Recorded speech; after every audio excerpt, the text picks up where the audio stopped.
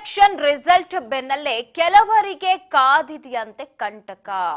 ಸಿದ್ದರಾಮಯ್ಯ ಸಂಪುಟದಿಂದ ಕೆಲವರನ್ನ ಕೈಬಿಡಲಾಗುತ್ತಾ? By election result ಬೆನ್ನಲ್ಲೇ ಈಗ ಕೆಲವರಿಗೆ ಕಂಟಕ ಕಾದಿದೆ ಅಂತ ಹೇಳಲಾಗುತ್ತದೆ. ಸಿದ್ದು ಸಂಪುಟದ ಸಚಿವರಿಗೆ ಕೈಬಿಡಲಾಗುತ್ತಾ?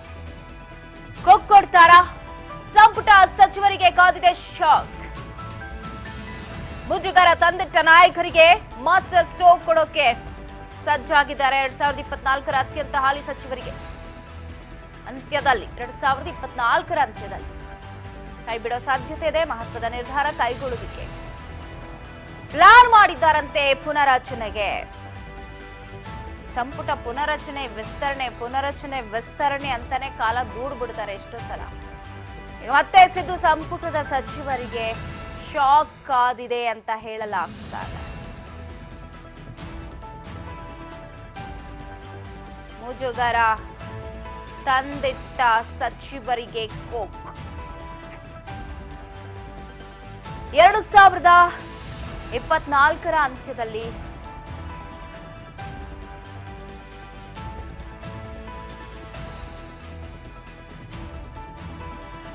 ಒಂದಷ್ಟು ಸಚಿವರಿಗೆ ಕೋಕ್ ಕೊಡೋ ಸಾಧ್ಯತೆ ಇದೆ ಅಂತ ಹೇಳಲಾಗ್ತದೆ.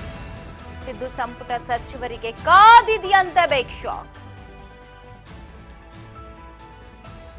ಯಾರನ್ನೆಲ್ಲ ಕೈ ಬಿಡ್ಬೋದು? ಹೊಸ ಮುಖಗಳಿಗೆ ಯಾರಿಗ್ ಮಣೆ ಹಾಕ್ಬೋದು? ಕುಮಾರ್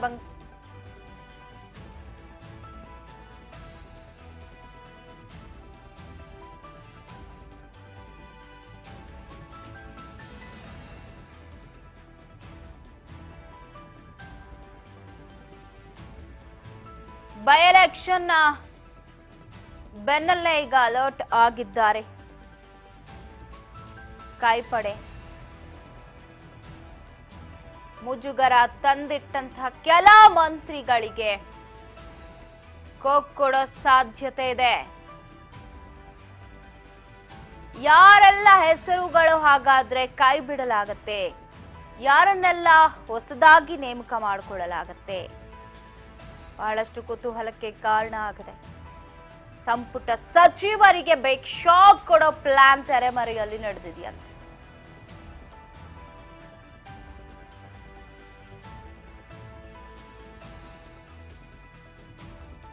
ಎರಡು 2024ರ ಅಂತ್ಯದಲ್ಲಿ ಕೆಲ ಸಚಿವರಿಗೆ, ಅದರಲ್ಲೂ ಈ ಮುಜುಗರ ಕೀಡು ಮಾಡೋ ಹಂಗೆ ಮಾಡಿದ್ರಲ್ಲ ಆ ಸಚಿವರಿಗೆಲ್ಲ ಟೆನ್ಷನ್ ಶುರುವಾಗುತ್ತೆ ಅಂತಾನೆ ಹೇಳ್ಬೋದು. ಕೆಲ ಸಚಿವರನ್ನ ಸಂಪುಟದಿಂದ ಕೈಬಿಡಲು ನಿರ್ಧಾರವನ್ನ ಮಾಡಲಾಗಿದೆ. ರಾಜ್ಯ ನಾಯಕರ ಬಗ್ಗೆ ಅಭಿಪ್ರಾಯ ಸಂಗ್ರಹಿಸಿದ್ದ ಎಐಸಿಸಿ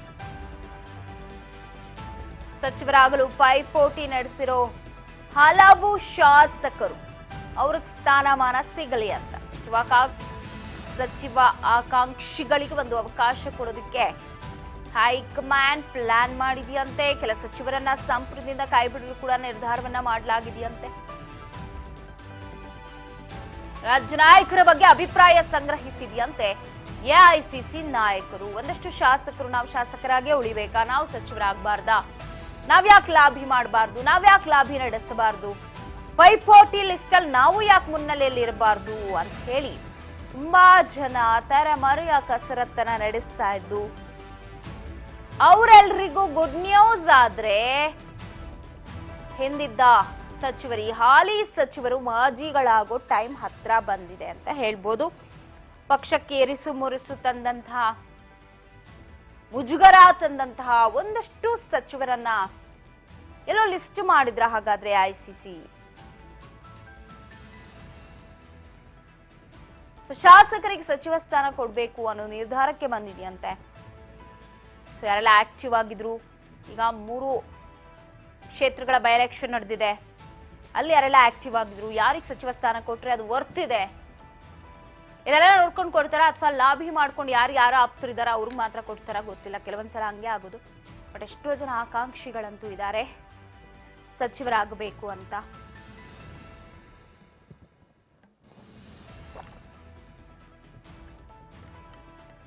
ಸೊ ಅಂತವ್ರಿಗೆ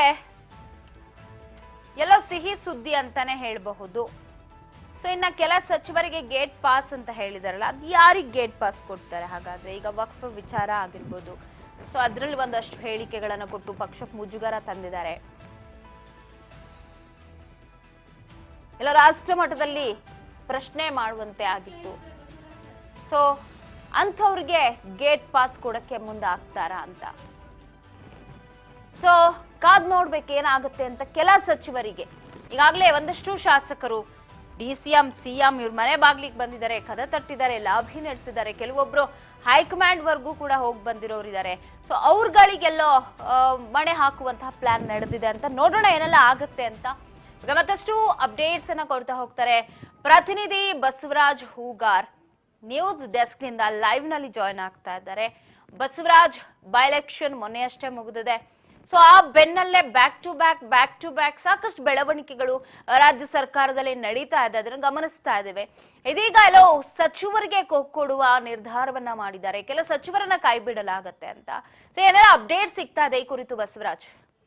ಪವಿತ್ರ, ಒಂದ್ ಕಡೆ ಗ್ಯಾರಂಟಿಯ ಸರ್ಕಾರದಲ್ಲಿ ಸಚಿವರಾಗಬೇಕು ಅನ್ನುವಂಥದ್ದು ಸಾಕಷ್ಟು ಶಾಸಕರಿಗೆ ಕೂಡ ಇರ್ತಕ್ಕಂಥದ್ದು. ಇದರಲ್ಲಿ ಪ್ರಮುಖವಾಗಿ 3-4 ಬಾರಿ ಶಾಸಕರಾಗಿ ಆಯ್ಕೆ ಆದಂಥವರಿಗೂ ಕೂಡ ಈ ಒಂದು ಗ್ಯಾರಂಟಿಯ ಸರ್ಕಾರದಲ್ಲಿ ಒಂದು ಸಚಿವ ಸಂಪುಟದಲ್ಲಿ ಅವಕಾಶ ಸಿಕ್ಕಿಲ್ಲ. ಹಾಗಾಗಿ ಸಾಕಷ್ಟು ನಾಯಕರು ಆಕ್ರೋಶನ ಹೊರ ಹಾಕಿದ್ರು, ಅಸಮಾಧಾನ ಕೂಡ ತೋರ್ತಾ ಇದ್ರು, ಸರ್ಕಾರದ ವಿರುದ್ಧವೂ ಕೂಡ ಮಾತನಾಡ್ತಾ ಇದ್ರು. ಆದ್ರೆ ಅದನ್ನ ತಡೆಗಟ್ಟುವಂತ ಪ್ರಯತ್ನಕ್ಕೆ AICC ನಾಯಕರು ಕೂಡ ಮುಂದಾದ್ರು. CM Siddaramaiah, DCM DK Shivakumar ಕೂಡ ಅವರಿಗೆ ಸಮಾಧಾನ ಪಡಿಸುವಂತ ಪ್ರಯತ್ನ ಕೂಡ ಮಾಡಿದ್ರು. ಸೊ ಅದಾಗೂ ಕೂಡ ಈಗ ಲೋಕಸಭಾ ಚುನಾವಣೆ ಮುಗಿದಿದೆ, ಉಪಚುನಾವಣೆ ಕೂಡ ಮುಗಿದಿದೆ. ಇದೀಗ ಸಂಪುಟ ಸರ್ಜರಿ ಆಗ್ಬೇಕು ಅನ್ನುವಂಥದ್ದು ಕೂಡ ಕೂಗು ಕೂಡ ಕೇಳಿ ಬರ್ತಾ ಇದೆ ಕಾಂಗ್ರೆಸ್ ಪಕ್ಷದ ವಲಯದಲ್ಲಿ. ಯಾಕಂತಂದ್ರೆ ಹಲವು ಹಿರಿಯ ಶಾಸಕರಿಗೂ ಕೂಡ ಸಚಿವ ಸ್ಥಾನದ ಅವಕಾಶ ಸಿಕ್ಕಿಲ್ಲ, ಅವ್ರಿಗೂ ಕೂಡ ಅವಕಾಶ ಮಾಡಿಕೊಡಬೇಕು. ಮತ್ತೆ ಕೆಲವೊಂದಿಷ್ಟು ಶಾಸಕರು ಕೂಡ ಬೇರೆ ಪಕ್ಷದಿಂದ ಒಂದು ಕಾಂಗ್ರೆಸ್ ಪಕ್ಷಕ್ಕೆ ಬಂದಿದ್ದಾರೆ, ಅವ್ರಿಗೂ ಕೂಡ ಪಕ್ಷಕ್ಕೆ ಸೇರಿಕೊಳ್ಳುವಂತ ಸಂದರ್ಭದಲ್ಲಿ ನಿಮಗೆ ಸಚಿವ ಸ್ಥಾನ ಕೊಡ್ತೇವೆ ಅನ್ನುವಂತ ವಾಗ್ದಾನವನ್ನು ಕೂಡ ರಾಜ್ಯ ಕಾಂಗ್ರೆಸ್ ನಾಯಕರು ಮಾಡಿದ್ದಾರೆ.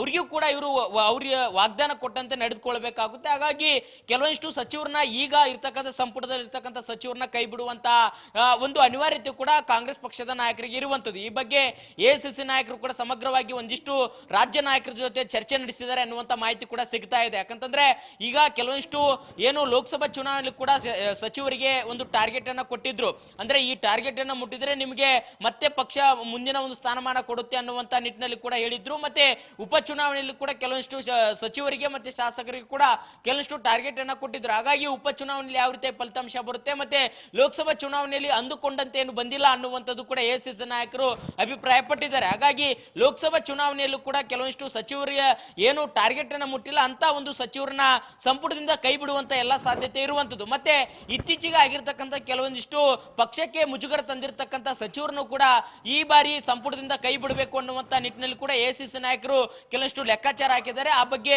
ರಾಜ್ಯ ಕಾಂಗ್ರೆಸ್ ನಾಯಕರ ಜೊತೆ ಕೂಡ ಚರ್ಚೆ ನಡೆಸಿದ್ದಾರೆ ಅನ್ನುವಂಥದ್ದನ್ನು ಕೂಡ ಇಲ್ಲಿ ಮಾಹಿತಿ ಕೂಡ ಸಿಗ್ತಾ ಇದೆ. ಪ್ರಮುಖವಾಗಿ ವಕ್ಫ್ ವಿಚಾರಕ್ಕೆ ಸಂಬಂಧಪಟ್ಟಂತೆ ಸಚಿವ ಜಮೀರ್ ಅಹಮದ್ ಖಾನ್ ಅವರು ಕೂಡ ವಿವಾದಾತ್ಮಕವಾಗಿರ್ತಕ್ಕಂಥ ಹೇಳಿಕೆಗಳಾಗಿರ್ಬೋದು, ಮತ್ತೆ ಸ್ವತಃ ಸರ್ಕಾರವನ್ನು ಕೂಡ ಮುಜುಗರಕ್ಕೆ ತಂದಿಡುವಂತ ಪ್ರಯತ್ನ, ಮತ್ತೆ ಏನು ಲಿಂಗಾಯತ ಮತ್ತು ಪಂಚಮಸಾಲಿ ಸಮುದಾಯಗಳನ್ನು ಕೂಡ ಒಂದ್ ಕಡೆ ಕಾಂಗ್ರೆಸ್ ಪಕ್ಷ ಎಲ್ಲ ಒಂದ್ ಕಡೆ ವಿರುದ್ಧವಾಗಿದೆ ಅನ್ನುವಂತ ರೀತಿಯಲ್ಲೂ ಕೂಡ ಒಂದ್ ಕಡೆ ನಡೆದುಕೊಳ್ಳುವಂತ ರೀತಿ ಕೂಡ ಆಗಿರುವಂತದ್ದು. ಹಾಗಾಗಿ ಇದನ್ನು ಕೂಡ ಗಂಭೀರವಾಗಿ ಚಿಂತನೆ ನಡೆಸಿರ್ತಕ್ಕಂಥ AICC ನಾಯಕರು ಸಚಿವ ಜಮೀರ್ ಅಹಮದ್ ಖಾನ್ ಅವರ ವಿರುದ್ಧ ಕೂಡ ಕ್ರಮ ಕೈಗೊಂಡು ಅವರು ಕೂಡ ಸಚಿವ ಸಂಪುಟದಿಂದ ಕೈ ಬಿಡಬೇಕೋ ಏನೋ ಅನ್ನುವಂಥದ್ದನ್ನು ಕೂಡ ಒಂದಿಷ್ಟು ಚರ್ಚೆ ಹಂತದಲ್ಲಿ ಇರ್ತಕ್ಕಂಥದ್ದು. ಇನ್ನೊಂದು ಕಡೆ ಸಚಿವೆ ಲಕ್ಷ್ಮೀ ಹೆಬ್ಬಾಳ್ಕರ್ ಅವರಿಗೂ ಕೂಡ ಮಹಿಳಾ ಕೋಟಾದಲ್ಲಿ ಕೂಡ ಅವರಿಗೆ ಒಂದು ಸಚಿವ ಸ್ಥಾನ ಕೂಡ ಸಿಕ್ಕರು ಸಹಿತ ಎಲ್ಲೋ ಒಂದು ಕಡೆ ಅವರು ಅವರ ಆಪ್ತ ಸಹಾಯಕನಿಂದ ಅವರು ಸಂಕಷ್ಟಕ್ಕೆ ಒಂದು ಎದುರಾಗಿದ್ದಾರೆ ಅನ್ನುವಂಥದ್ದು ಕೂಡ ಇಲ್ಲಿ ಗೊತ್ತಾಗ್ತಾ ಇದೆ. ಯಾಕಂತಂದ್ರೆ ಏನು ಅಧಿಕಾರಿ ಕೂಡ ಒಂದ್ ಕಡೆ ಒಂದು ಸಾವನ್ನಪ್ಪಿರ್ತಕ್ಕಂಥದ್ದು, ಒಂದು ವಾಟ್ಸಪ್ ನಲ್ಲಿ ಕೂಡ ಅವರ ಸಹಾಯಕನ ಹೆಸರು ಕೂಡ ಬರೆದಿಟ್ಟಿರ್ತಕ್ಕಂಥದ್ದು. ಈ ಎಲ್ಲಾ ಬೆಳವಣಿಗೆ ನೋಡ್ತಾ ಹೋದ್ರೆ ಎಲ್ಲ ಒಂದ್ ಕಡೆ ಭ್ರಷ್ಟಾಚಾರನ ಒಗಲಾಡಿಸ್ತೀವಿ ಅನ್ನುವಂಥದ್ದನ್ನು ಕೂಡ ಕಾಂಗ್ರೆಸ್ ಪಕ್ಷ ಸಾಕಷ್ಟುವಾದ ಒಂದು ಪ್ರಣಾಳಿಕೆಯಲ್ಲೂ ಕೂಡ ಹಾಕಿತ್ತು. ಈ ಒಂದು ನಿಟ್ಟಿನಲ್ಲಿ ಎಲ್ಲ ಒಂದ್ ಕಡೆ ಸಚಿವ ಲಕ್ಷ್ಮೀ ಹೆಬ್ಬಾಳ್ಕರ್ ಆಪ್ತ ಸಹಾಯಕನಿಂದ ಅವರು ಕೂಡ ಸಂಕಷ್ಟ ಎದುರಾಗಿ ಅವರು ಕೂಡ ಸಚಿವ ಸಂಪುಟದಿಂದ ಕೈ ಬಿಡುವಂತ ಎಲ್ಲಾ ಸಾಧ್ಯತೆ ಕೂಡ ಕಂಡು ಬರ್ತಾ ಇದ್ದಾವೆ. ಇನ್ನೊಂದು ಕಡೆ ಅಬಕಾರಿ ಸಚಿವರಾಗಿರ್ತಕ್ಕಂಥ RV ತಿಮ್ಮಾಪುರ್ ಅವರು ಕೂಡ ಅವರ ವಿರುದ್ಧವಾಗಿ ಸಾಕಷ್ಟು ಒಂದಿಷ್ಟು ವಿವಾದಾತ್ಮಕ ಹೇಳಿಕೆಗಳು ಮತ್ತೆ ಅವರ ಇಲಾಖೆಯಲ್ಲಿ ಆಗಿರ್ತಕ್ಕಂಥ ನಡವಳಿಕೆಗಳು ಕೂಡ ಅವ್ರನ್ನ ಸಂಪುಟದಿಂದ ಕೈ ಬಿಡುವಂತ ಎಲ್ಲಾ ಸಾಧ್ಯತೆ ಇದೆ ಅನ್ನುವಂಥದ್ದು ಕೂಡ ಕಾಂಗ್ರೆಸ್ ಪಕ್ಷದ ವಲಯದಲ್ಲಿ ಚರ್ಚೆ ಆಗ್ತಾ ಇದೆ. ಯಾಕಂತಂದ್ರೆ ಈಗ ಬಹುಕೋಟಿ ಅಲ್ಲಿ ಕೂಡ ಸಾಕಷ್ಟು ಕೋಟಿ ಹಗರಣ ಆಗ್ತಾ ಇದೆ. ಅಬಕಾರಿ ಇಲಾಖೆಯಲ್ಲಿ ಟೆಂಡರ್ ಕೊಡ್ಲಿಕ್ಕೂ ಕೂಡ ಅಲ್ಲಿ ಹಣವನ್ನ ಕೇಳ್ತಾ ಇದ್ದಾರೆ ಅನ್ನುವಂತ ಆರೋಪವನ್ನು ಕೂಡ ಮಾಡಿರ್ತಕ್ಕಂಥದ್ದು. ಆ ಬಗ್ಗೆ ಮತ್ತೆ ಕೆಲವೊಂದಿಷ್ಟು ಗ್ರಾಮ ಪಂಚಾಯತ್ ವ್ಯಾಪ್ತಿಯಲ್ಲೂ ಕೂಡ ನಾವು ಒಂದು ಬಾರ್ಗಳನ್ನ ಅಂದ್ರೆ ಏನು ಮದ್ಯ ಮಾರಾಟವನ್ನು ಮಾಡಲಿಕ್ಕೆ ಸರ್ಕಾರದಿಂದಲೇ ಕೂಡ ಅಲ್ಲಿ ಸ್ಥಾಪನೆ ಮಾಡ್ತೇವೆ ಅನ್ನುವಂಥದ್ದನ್ನು ಕೂಡ ಹೇಳಿಕೆಯನ್ನು ಕೂಡ ಕೊಟ್ಟಿದ್ರು. ಅಂದ್ರೆ MSL ಅನ್ನು ಕೂಡ ಗ್ರಾಮ ಪಂಚಾಯತಿ ಮಟ್ಟದಲ್ಲಿ ಕೂಡ ನಾವು ಮಾಡ್ತೇವೆ ಅನ್ನುವಂಥ ಒಂದು ಹೇಳಿಕೆಯನ್ನು ಕೊಟ್ಟಿದ್ರು. ಆ ಹೇಳಿಕೆ ಸಂಬಂಧಪಟ್ಟಂತೆ ಇಡೀ ರಾಜ್ಯಾದ್ಯಂತ ಕೂಡ ದೊಡ್ಡ ಮಟ್ಟದಲ್ಲಿ ಪ್ರತಿಭಟನೆ ಕೂಡ ಆರಂಭವಾಗಿತ್ತು. ಅದಾದ ಬಳಿಕ ಅದನ್ನ ಸ್ಪಷ್ಟೀಕರಣ ಕೊಟ್ಟು ನಾವು ಆ ರೀತಿಯಾಗಿ ಯಾವುದೇ ರೀತಿ ಪ್ರಸ್ತಾವನೆ ಇಲ್ಲ ಅನ್ನುವಂಥದ್ದನ್ನು ಕೂಡ ಹೇಳಿಕೆ ಕೊಟ್ಟರು. ಹೀಗೆ ಹಲವು ಎಡವಟ್ಟುಗಳನ್ನ ಮಾಡಿಕೊಂಡಿರ್ತಕ್ಕಂಥ ಹಲವು ಸಚಿವರನ್ನು ಕೂಡ ಸಂಪುಟದಿಂದ ಕೈ ಬಿಡುವಂತ ಎಲ್ಲ ಸಾಧ್ಯತೆ ಇರುವಂತದ್ದು. ಹಾಗಾಗಿ ಈಗ ಚುನಾವಣೆ, ಲೋಕಸಭಾ ಚುನಾವಣೆ, ಉಪಚುನಾವಣೆ, ಹೀಗೆ ಚುನಾವಣೆಗಳು ಬಂದಂತ ಸಂದರ್ಭದಲ್ಲಿ ಸಂಪುಟ ಸರ್ಜರಿ ಆಗುವುದನ್ನ ಮುಂದಕ್ಕೆ ಆಗ್ತಾನೆ ಹೋಗ್ತಾ ಇದ್ರು. ಆದ್ರೆ ಇದೀಗ ಎಲ್ಲವೂ ಕೂಡ ಚುನಾವಣೆ ಮುಗ್ದಿರ್ತಕ್ಕಂಥದ್ದು. ಇನ್ನು ಸಚಿವ ಸಂಪುಟದಿಂದ ಯಾರನ್ನೆಲ್ಲ ಕೈ ಬಿಡಬೇಕು ಮತ್ತೆ ಯಾರನ್ನೆಲ್ಲ ಸಚಿವ ಸಂಪುಟದಲ್ಲಿ ತೆಗೆದುಕೊಳ್ಬೇಕು ಅನ್ನುವಂಥದ್ದನ್ನು ಕೂಡ ಒಂದು ಶೀಘ್ರದಲ್ಲೇ ಒಂದು ದೊಡ್ಡ ಮಟ್ಟದ ಸಭೆ ನಡೆಸಿ ತೀರ್ಮಾನವನ್ನ ಕೈಗೊಳ್ಳುವಂತ ಎಲ್ಲ ಸಾಧ್ಯತೆ ಇರುವಂತದ್ದು. ಪವಿತ್ರ. ಎಸ್ ಬಸವರಾಜ್, ಇದ್ರ ಜೊತೆಗೆ ಇತ್ತೀಚೆಗೆ ನಾವು ಸಿಎಂ ಬದಲಾವಣೆ ವಿಚಾರ ಅಂತ ಬಂದಾಗ ಒಂದಷ್ಟು ನಾಯಕರು ಸಿಎಂ ಪರವಾಗಿ ಇಟ್ಕೊಂಡೇ ಒಂದಷ್ಟು ಗುಪ್ತ ಮೀಟಿಂಗ್ ಗಳನ್ನ ಮಾಡಿದ್ರು. ಅವ್ರ ಮೇಲೂ ಕೂಡ ಎಲ್ಲೋ ಹೈ ಕಮಾಂಡ್ ಒಂದು ಕಣ್ಣನ್ನ ಇಟ್ಟಿತ್ತು ಅಂತಾನೆ ಹೇಳ್ಬೋದು. ಸೊ ಅವ್ರಿಗೆ ಈ ಮೂಲಕ ಏನು ಸಂದೇಶ ರವಾನೆ ಆಗಲ್ವಾ? ಅವರೆಲ್ಲ ಸೇಫ್ ಹಾಗಾದ್ರೆ ಅಂತ? ಪವಿತ್ರ, ಒಂದ್ ಕಡೆ ಇತ್ತೀಚೆಗೆ ಮೂಢ ಹಗರಣ ವಿಚಾರಕ್ಕೆ ಸಂಬಂಧಪಟ್ಟಂತೆ ಸಾಕಷ್ಟು ರಾಜ್ಯ ರಾಜಕೀಯದಲ್ಲಿ ಸಂಚಲನ ಸೃಷ್ಟಿ ಮಾಡಿತ್ತು. ಅದರಲ್ಲೂ ಕೂಡ ಸಿಎಂ ಸಿದ್ದರಾಮಯ್ಯ ವಿರುದ್ಧವಾಗಿ ಕೇಳಿ ಬಂದಿರತಕ್ಕಂಥ ಈ ಮೂಢ ಹಗರಣಕ್ಕೆ ವಿಚಾರಕ್ಕೆ ಸಂಬಂಧಪಟ್ಟಂತೆ ಎಲ್ಲೊಂದ್ ಕಡೆ ಸಿಎಂ ಸ್ಥಾನ ಬದಲಾವಣೆ ಆಗುತ್ತೆ ಅನ್ನುವಂಥ ಕೂಗು ಕೂಡ ಎದ್ದಿತ್ತು.